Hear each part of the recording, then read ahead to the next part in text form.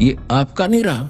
अब ये जो पैसा मालिक का हो गया, आपको तो दे दिया 1000 गुना उसने, ये रहेगा भगवान का पैसा। अब इस भगवान के पैसे से सारी व्यवस्था हो रही है।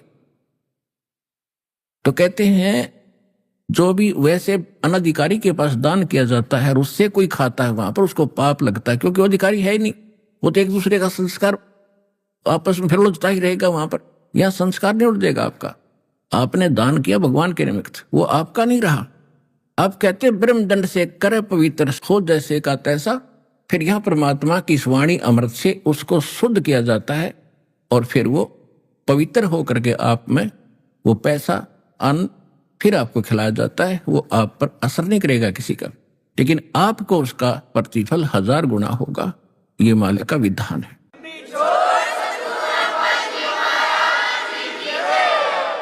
तो जो प्रसंग चल रहा है कि फिर ये शास्त्र अनुकूल साधना करने से वर्षा होती यज्ञ से। अब यहां पर 5 यज्ञ होती हैं। एक यज्ञ है धर्म की, धर्म यज्ञ। पानी ये धर्म यज्ञ, मैट बिछा रखे, पंखे चालने, शेड बनाया और ये सारा व्यवस्था खाने पीने की, रजाई ओढ़ने की, ये धर्म यज्ञ। और दूसरी यज्ञ है ध्यान। यानी के बाद चर्चा चलेगी तो भगवान की। किसी से पूछ रहे होगे भाई आपको क्या लाभ हुआ, आप कितने दिन से आते हो, तो भी भगवान की चर्चा चलाएगा। दास आपको सत्संग सुनाएगा 2-2 घंटे सुबह शाम, भगवान का ध्यान रहा। बाकी समय अपना याद आएगा मुझे रामायणी करनी है, मुझे मंत्र रह गए, सुबह का रह गया, शाम का रह गया, वो भगवान का ध्यान। तो ये ध्यान यज्ञ है। एक यज्ञ है धर्म की, दूसरी यज्ञ है ध्यान, तीसरी यज्ञ हवन की।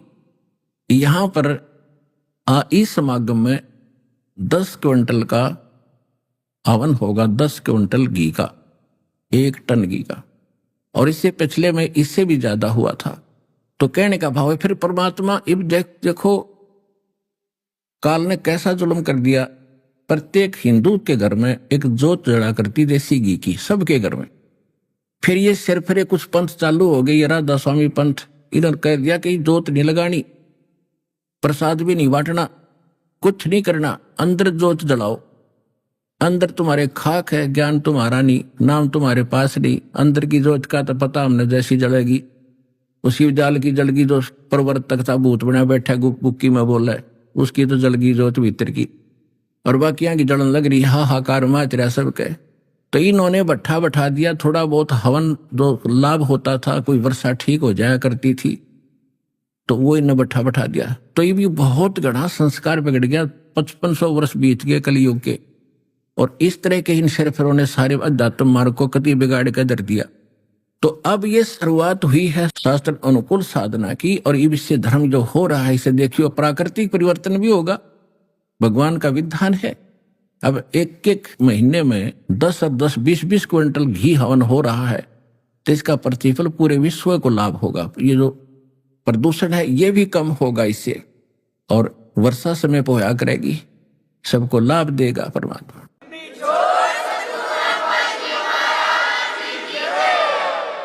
यदि 1 वर्ष या 2 वर्ष वर्षा ना हो, हाहाकार मार जाए। यहाँ पे ये कहें ट्यूबवेल ला लिया फलाना, ये ट्यूबवेल में पानी कहाँ रहेगा, टक्कर मार के मर जाए दुनिया।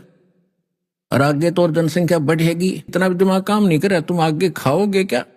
अगर हम शास्त्र अनुकूल साधना करेंगे, परमात्मा पे आश्रित हो जाएंगे, तो हमें सब कुछ वो सतलोक से लाकर देगा। पुण्यात्माओं, भगवान है तो भगवान वाले काम करता है। हमें परमात्मा की डेफिनेशन का पता नहीं था, उसके लाभ कैसे होंगे। जब कबीर परमेश्वर जी आए हुए थे 600 वर्ष पहले ज्ञान समझाते थे। यही ज्ञान तो दास आज आपको बता रहा है, यही परमात्मा बता कर गए थे। वही सत्संग दास आपको सुना रहा है जो परमात्मा ने 600 वर्ष पहले हमें बताया था। और इन अज्ञानी स्वार्थी लोगों ने उसको दबा दिया कूड़े करकट में, अब उसको निकाल के आपके सामने किया। तो यही ज्ञान पहले बताते थे परमात्मा। तो इस बात से परमात्मा क्या कहा करते कि 3 देव की जो करते भक्ति, उनकी कदे ना हो मुक्ति। ये सारे ज्ञान दिया करते, जब दाता देता था वो दास आपको बता रहा। तो इसका विरोध कर दिया परमेश्वर का, उनके साथ ऐसे जुल्म किए, आंखों में आंसू आ जाते हैं। उनकी जो लीला हम पढ़ते हैं, और वो फिर भी हमारे लिए संग्रहशील रहे। आप हमारे लिए तड़फ रहे क्योंकि हम उसके बच्चे हैं। ना परमात्मा को क्या जरूरत है यहाँ आकर धक्के खाने की गंदे लोक में, हम में दुखी। तो हम उसके बच्चे हैं, अपनों के लिए अपना ही दुखी होता है। आपको कब समझ में आओगी ये कहानी, वो थोड़ा सा समय लगेगा, क्योंकि आप बच्चे हो भी, इस मार्ग में स्टार्टिंग है आपकी। और जो पुराने हो गए हैं उनको पता चल गया है कि सचमुच कहानी यही है। अब परमात्मा 600 वर्ष पहले जब आई यही ज्ञान सुनाया करते थे, उन्हें विरोध कर दिया। कभी तो उनको कुएं में डालकर मिट्टी तले दबा दिया और टनों 1000 टन मिट्टी दावी दी, परमात्मा को दबा दिया।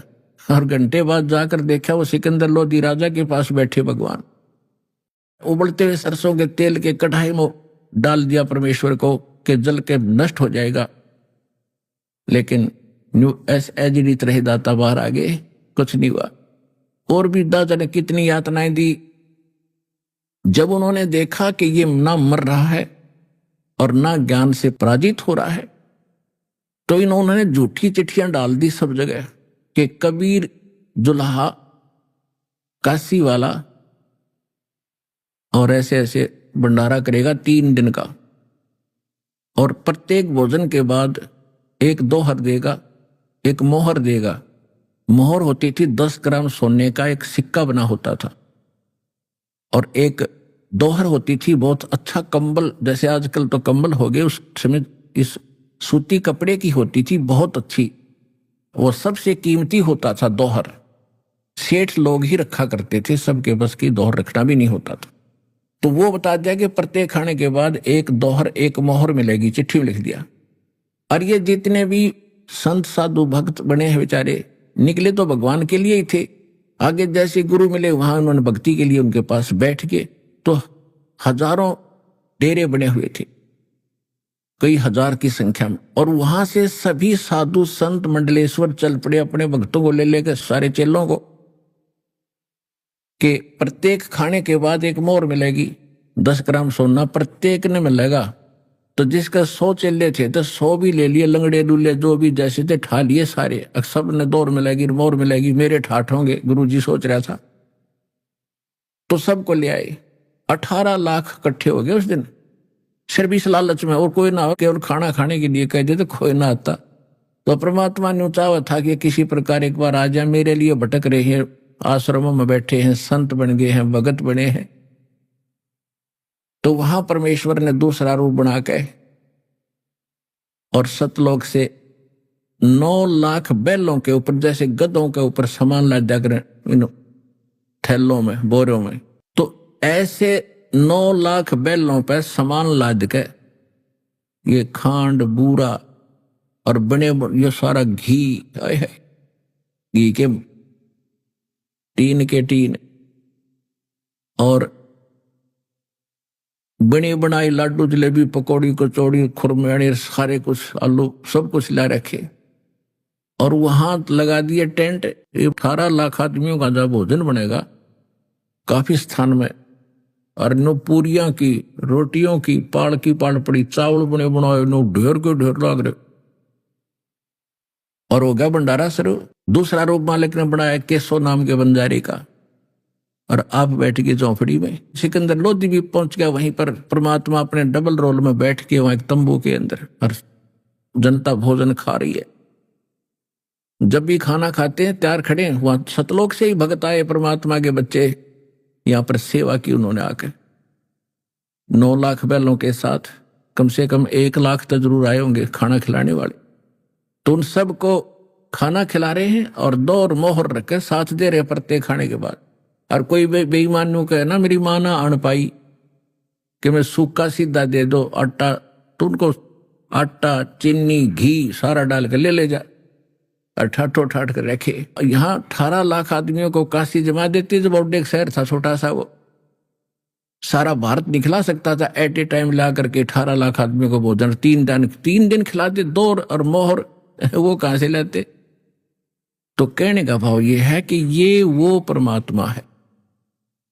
आप यदि सत भक्ति सच्चे दिल से पे विश्वास करके लगोगे तो ना जाने कित का बरकत दे देगा, कहां रख देगा, क्यों कर आपने पालेगा, क्योंकि आप उसके बच्चे हो। और जो वहां आए थे 18 लाख व्यक्ति, वो भी साधु संत भगत, बेशक डले ढो रहते थे तो बच्चे उसी के भगवान के लिए भटक रहे थे। तो परमात्मा कहते मैं रोवत हूं सृष्टि को और सृष्टि रोवे मोहे। गरीबदास इस वियोग को समझ नहीं सकता कोई। गरीबदास जी को परमात्मा बता रहे थे अपनी प्यारी आत्मा को कि मैं तो इनको रो रहा हूं क्योंकि ये दुखी हो रहे हैं और मैं मेरे बच्चे दुखी हैं तो मैं भी दुखी हूं और ये मुझे खोज रहे हैं। ये सर्व सुखदाई सारे संकट मोचन हे परमात्मा। और ये गलती से गाय के स्थान पर गधी का नीचे बैठे हैं बाल्टी ले, तो वो कहां से भरेगी। और मैं कहता हूं तुम साधना गलत कर रहे हो, मैं तुम्हारा पिता हूं, मैं तुम्हारा भगवान हूं, मुझे लात मारे और मुझे गाली दे रहे। इन्होंने काल की भांग घनी पी रखी। उन काल के दूता ने तो परमात्मा का नाश करना चाहा था कि भाग जाएगा काशी छोड़ के, जब इसकी बेइज्जती होगी लोग इसके कपड़े पाड़ेंगे, खला हमने भोजन क्यों चिट्ठी डाली थी। और इसके विपरीत परमात्मा ने ठाठों ठाठ कर दिए तो वो नीच व्यक्तियों के तो फिट्टे मुंह हो गए जो भगवान के साथ विरोध कर रहे थे। और परमात्मा का दाव लग गया कि उसके बच्चे आ गए और उनको डबल रोल में, एक तरफ कबीर साहब बैठे धानक रूप में, दूसरी तरफ केशव बढ़कर बैठे एक सेठ रूप में, धनी रूप में। केशव पूछ रहा परमात्मा से कि हे कबीर जी आप इसे गंदे लोक में क्यों आ गए, उस सच्चे स्थान ने छोड़कर जा सारे सुख। और ये लोग बिष्टा जिनके उदर में और मगन फिरे दिन रात। गरीबदास केशव के जमसर दिन की खार, ये अपने आप नांडी पाक रहे, इनके टट्टी तक इसके शरीर में भरी पड़ी है और पेशाब इसके अंदर शरीर में पड़ा है और ये अंडी पाक रहे हैं। तो इन ऐसे लोगों को आप कैसे समझाओगे। तो परमात्मा बता रहे हैं, वो प्रश्न उत्तर हो रहा है कि केशव तो नहीं जानता मेरे दुख को, ये मेरे बच्चे हैं, इनके लिए मैं भटना भटकूंगा तो कौन भटकेगा। और ये मुझे पहचान नहीं पा रहे हैं, कभी समय आएगा तो ये मुझे पहचानने भी गए और मैं उनको यहां से निकालने के लिए आया हूं। पूरा ज्ञान सुनाया तो लाखों की संख्या में 10-15 लाख उस दिन परमात्मा के शिष्य बने। वो आए थे, दुष्ट लोगों ने तो परमात्मा के साथ छल किया था और मालिक ने उसको परमार्थ कर दिया, उनके ऊपर भोजन मोहन खिलाया और वो और 10-20 साल का और धन दे दिया, ले तुम भूखे मरोगे, इन्हें खा लियो बेच बेच के, इतने भक्ति तो तुम करते। फिर उस समय उनको नाम दिया, प्रथम मंत्र 5 नाम, और उनको चार्ज करके चले गए परमात्मा। लेकिन हम ऐसे हैं, मानने वाले तो है ही नहीं, फिर अपनी वही गतिविधियां, फिर भी वो मंत्र जो मालिक ने दिए थे उनको जाप करते रहे तो उनको चार्ज हो गए। मोक्ष नहीं होना था, मोक्ष तो होगा अब। लेकिन वहां जो प्रसंग चल रहा था कि सभी प्राणियों की उत्पत्ति वर्षा से होती है, वर्षा यज्ञ से होती है और यज्ञ शास्त्र अनुकूल धर्म कर्मों से होते। तो ये शास्त्र अनुकूल कर्मों से अब क्या होगा, अच्छी वर्षा होया करेगी। एक बार पुनः परमात्मा ऐसी सतिथि लाएगा विश्व में। मालिक ने का वचन है, वैसे तो नहीं आने की थी, हम कति बिगड़े पड़े हैं, पर उसके वचन से यूं होगा काम, क्योंकि वो दयालु है, जो ने बोल दिया वो सच्चा होगा। जिसके एक वचन से ये सब कुछ चल रहा है, ये पृथ्वी घूम रही है। पृथ्वी की गति जो है 1,08,000 किलोमीटर प्रति घंटा है, 1,08,000। अंदाजा नहीं ला सकता इसकी कितनी गति देखो। और ये स्वयं घूम रही है ऐसे, इसकी भी 1000 मील बताओ, 1500-1600 किलोमीटर प्रति घंटा ऐसे घूम रही है, दिन रात बन रहे। और उसके वचन से घूम रही है। यह साइंटिस्ट कुछ भी अटकल लाए जाओ, गुरुत्वाकर्षण खींच रहा है, आखिर में ये डटे कहां पर है। कोई तो है ऐसा स्थान जिस सबको रोककर फिर गुरुत्वाकर्षण बनाकर घुमा रहा है। तो उसके एक वचन से चल रही है, जब तक उसका आदेश है तब तक ये ऐसे चलेगी। ना इसमें कोई ग्रीसिंग करता, ना इसकी ओवरऑलिंग करते, ना कोई पेट्रोल डालते इसमें, आपे खका रही है। तो उस परमात्मा के वचन से सब कुछ ब्रह्मांड रचे गए, एक वचन से। उसी का वचन है कि अब कलयुग 5505 बीत जाने के बाद सकल सृष्टि परवानिक हुई। पूरा विश्व इस भक्ति का मंत्र का दीक्षित होगा और काल फंद छूटे नरलोई, सकल सृष्टि परवानिक हुई। होय होय। घर घर देखो बोध विचारा, सत नाम सब ठोर उचारा। और कलयुग बीत जावे जब एता, सभी प्राणी उस परम पुरुष पद चेता, सभी प्राणी उस परमात्मा के उस परम पद के जानकार हो जाएंगे जो गीता अध्याय नंबर 15 के श्लोक नंबर 4 में जिसके विषय में कहा है कि जहां जाने के बाद फिर लौटकर कभी संसार में नहीं आते, परमात्मा के उस परम पद की खोज करनी चाहिए।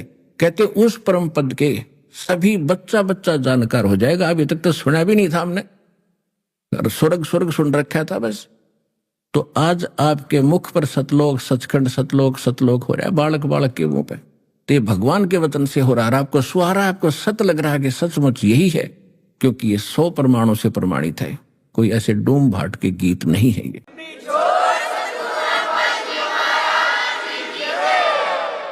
तो प्रसंग चल रहा है कि जो यज्ञ होते हैं ये धार्मिक शास्त्र अनुकूल साधनों से ये यज्ञ होते हैं, धार्मिक अनुष्ठान होते हैं, और ये कर्म लगाए ब्रह्म ने, और ब्रह्म की उत्पत्ति हुई उस अक्षर पुरुष अविनाशी परमात्मा से, और वही अविनाशी सर्वगतम ब्रह्म यानी सर्वव्यापी वासुदेव वो पूर्ण परमात्मा ही इन धार्मिक अनुष्ठानों में प्रतिष्ठित है।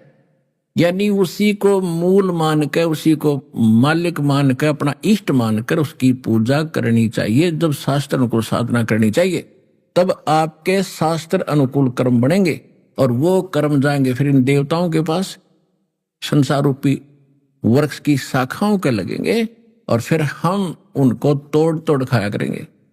धीरे धीरे रे मना धीरे सब कुछ होए, माली सींचे 100 घड़े समय आए फल होए। कहते धीरे धीरे रे बना धीरे सब कुछ हो, माली सींचे 100 घड़ा और फिर समय आए फल हो। अब जैसे आपने सतभक्ति रूपी पौधा आरोप किया है, रोपा है, इसकी अब शास्त्र अनुकूल जो दास ने भक्ति विधि बताई है इसके अनुसार इसकी सिंचाई करना शुरू करो। धीरे धीरे रे मना धीरे सब कुछ हो। एक आम के पौधे को पेड़ बनाने में 10-10 वर्ष लग जाते थे, और फिर देखना 10 वर्ष के बाद वो कितना ठाठ करता है, इतने फल लगते हैं, लदबद हो जाता है, और वो टहनी ना चाहते हुए फल देती है। और आप भी खा लो, पड़ोसियों को भी खिला दो, रिश्तेदारों तक भी ले जाते तो भी समाप्त होते। तो एक बार इस भक्ति रूपी पौधे को एक बार पेड़ बन दो। ये क्या करते हैं, कोई कहता जी 4 बार आ लिया कुछ लाभ नहीं हुआ, कोई कह जी मैं पाठ भी करा लिया, सतनाम भी मिल चुका है, अभी तक विशेष लाभ नहीं, कुछ तो लाभ हुआ है, थोड़ा सा और रहता है, तो थोड़ा समय दो। भगवान ने, परमात्मा कहते हैं राम नाम रटते रहो जब तक घट में प्राण, और कभू तो दीन दयाल के भनक पड़ेगी कान। तो सभी तरीकों को अपना के परमात्मा पर विश्वास करके यह साधना करते रहो, इतनी जल्दी ना मचाओ। और फिर देखना कुछ दिनों के बाद आपके मुंह में जबान नहीं रहेगी, क्या मांगू यहाँ आके, इतने सुख दे देगा आपको, लेकिन थोड़ा समय दो परमात्मा को।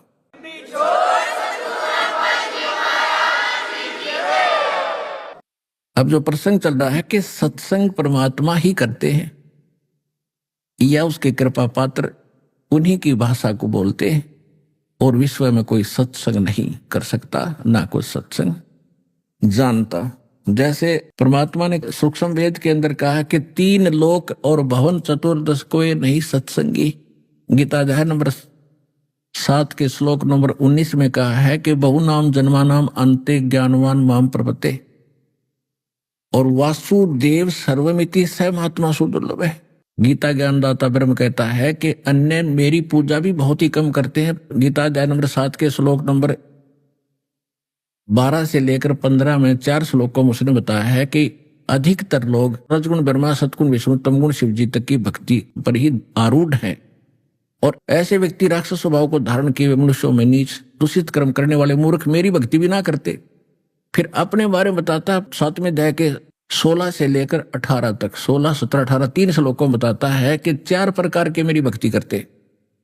उनमें ज्ञानी अच्छा है, आर्थ अर्थार्थी जिज्ञासु।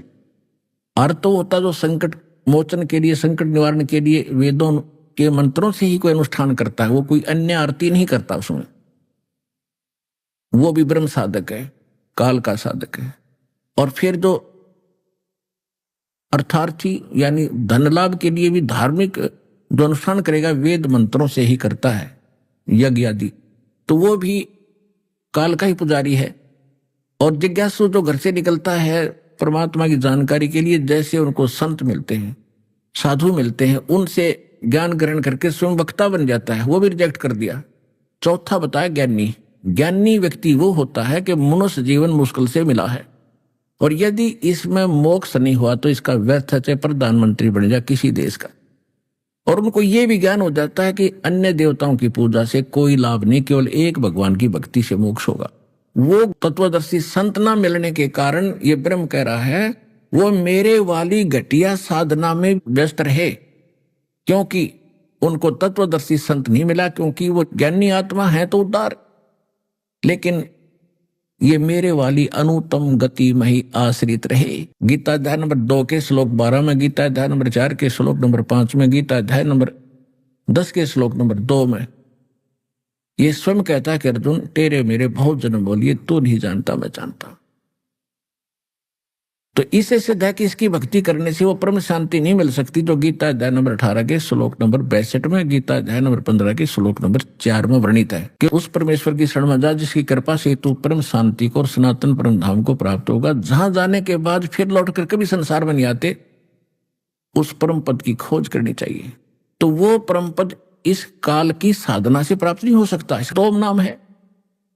गीता अध्याय नंबर 8 के श्लोक नंबर 13 में इसने कहा कि ओम इति एकाक्षरम ब्रह्म व्यवहारण माम अनुस्मरण ये प्रयाति तजन देहम से याति परमाम गतिम। मुझ ब्रह्म का केवल एक ओम मंत्र है, और जो इसकी साधना करता हुआ भक्ति कर उच्चारण करके सिमरण करता हुआ शरीर छोड़कर जाता है तो इससे मिलने वाली परम गति प्राप्त होती है।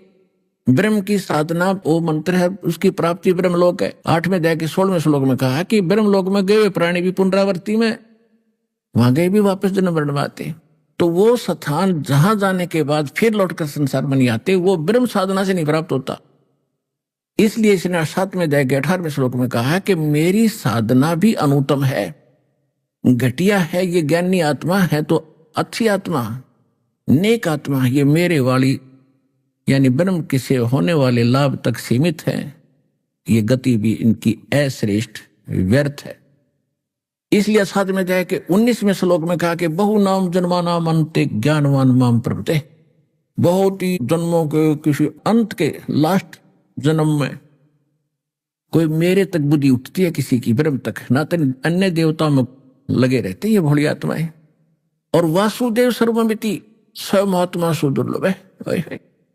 ये बताने वाला कि वासुदेव परम अक्षर ब्रह्म ही सब कुछ है, वही पूज्य है, वही इष्ट रूप में मानने योग्य है, वही सर्व पाप नाशक है। उसी की साधना करने से हमारे शास्त्र अनुकूल साध कर्म बनते हैं, उसी से हमें सर्व लाभ होता है। इस जन्म में भी यहां भी सुखी होगे और आपका परलोक भी सुधरेगा। ये बताने वाला संत बड़ी मुश्किल से मिलेगा। जब परमात्मा आदरणीय गरीबदास साहिब जी को गांव छुड़ानी जिला झज्जर में मिले थे 10 वर्ष के बालक को, फिर उन्होंने 13 वर्ष की आयु में ये सारी वाणी लिखवा दी थी। एक गोपाल दास नाम के दादूपंथी संत ने वो लिखी थी। उसके बाद उस परमात्मा गरीबदास साहिब जी की उस वाणी को पढ़ने वाले बहुत से भक्त हो गए थे। एक पंजाब के अंदर गरीबदास जी का कोई शिष्य इस वाणी को पढ़ रहा था, सुबह सुबह ब्रह्म वेदी पढ़ रहा था, जो आप जी प्रतिदिन नित्य नियम में करते हो ब्रह्म वेदी। उसको एक लुधियाना के पास एक वासियर गांव है, वासियर, वहां का एक राम राय उर्फ झुमकरा नाम का एक सरदार जी था। राम राय तो उसका वैसे नाम था और झुमकरा नाम से वो वेल नोन था। जैसे गांव में अन्य नाम और रख लेते, किसी का बुंडू, किसी का सुंडू, ऐसे उसका झुमकरा नाम था। उसने जब यह वाणी सुनी उस भगत के मुख से आकर्षित हुआ, क्योंकि तो भगवान की गॉड गिवन ज्ञान है, आत्मा को खींच लेता है। और वो तो पुण्यात्मा थी, वैसे भी वाणी के मर्मज्ञ है, वाणी के ऊपर कायल है ये सरदार लोग थे सिख। तो उसने पूछा कि भगत ये किसकी वाणी है? गुरु ग्रंथ साहिब में तो मैंने कहीं देखा नहीं इसको। तो उस भगत ने बताया कि मेरे पूज्य गुरुदेव जी गरीबदास जी हैं, गांव छुड़ानी जिला दद्दर तो नहीं था उस टाइम, गांव छुड़ानी दिल्ली के पास, सारा मार्ग बताया। और उनको परमात्मा मिले थे सतलोक से आकर के, जैसे नानक जी को मिले थे ऐसे ही। तो वो काफी प्रभावित हुआ इस बात से कि जैसे नानक जी को मिले थे ऐसे उनको मिले हैं, और ऐसी वाणी, और वो संत हैं अभी जीवित। भगत ने बताया कि बिल्कुल अभी जीवित है। तो उसने अगले दिन ही वहां जाने की ठान ली, छुडानी पहुंच गया, सारा ज्ञान सुना गरीबदास जी से। होए होए। जब सारा ज्ञान सुनने के बाद उसने कहा कि हे भगवान, हे महाराज, ये ज्ञान तो आज तक हमारे को किसी ने नहीं बताया। होए होए होए। तब गरीबदास जी ने क्या कहा? तत्व भेद कोई ना कहे रे झूमकरा, ये पैसे ऊपर नाच सुनो राई झूमकरा। कोटों मध्य कोई नहीं रे झूमकरा, अरबों में कोई गर्क सुनो राई झूमकरा। ओए होए। कहते इस तत्व भेद को कोई नहीं जानता, सिर्फ कथा कर दी, पैसे मिल गए, यहां तक सीमित है ये लोग। इसका ऊपर नाच नच रहा, सारा पैसे ऊपर नाच सुनो रहा झूमकरा। और इस ज्ञान के जानने वाला, जो तत्व ज्ञान के जानने वाला जो मैं बता रहा हूं, तुझे अरब संतों में नहीं मिलेगा, अरबों में। मानव शरीरधारी करोड़ों में नहीं मिलेगा, करोड़ों में नहीं मिलेगा, अरबों में कोई गर्क सुनो रहा झूमकरा, अरबों में। होए होए। पुणात्माओं, आज पूरे विश्व के मानव की आबादी 7 अरब से कुछ ऊपर है, और उस 7 अरब आबादी में 1 अरब कम से कम ये मार्गदर्शक भी होंगे, गांव गांव में, घुर घुर में। तो इन सब आज विश्व में इस दास के अतिरिक्त ये तत्व ज्ञान किसी के पास पृथ्वी पर नहीं है, 21 ब्रह्मांड में नहीं है।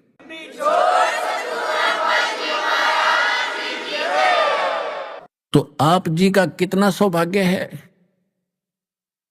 और सराहो आपकी किस्मत, और धन धन करो उस परम पिता को जिसने आपको ऐसे समय में जन्म दिया। धन है आपके माता पिता जिनसे जन्म हुआ, और इसका पूर्ण लाभ उठाओ। तो प्रसंग चल रहा है कि इस तत्व ज्ञान के बताने वाला आपको अरबों में नहीं मिलेगा।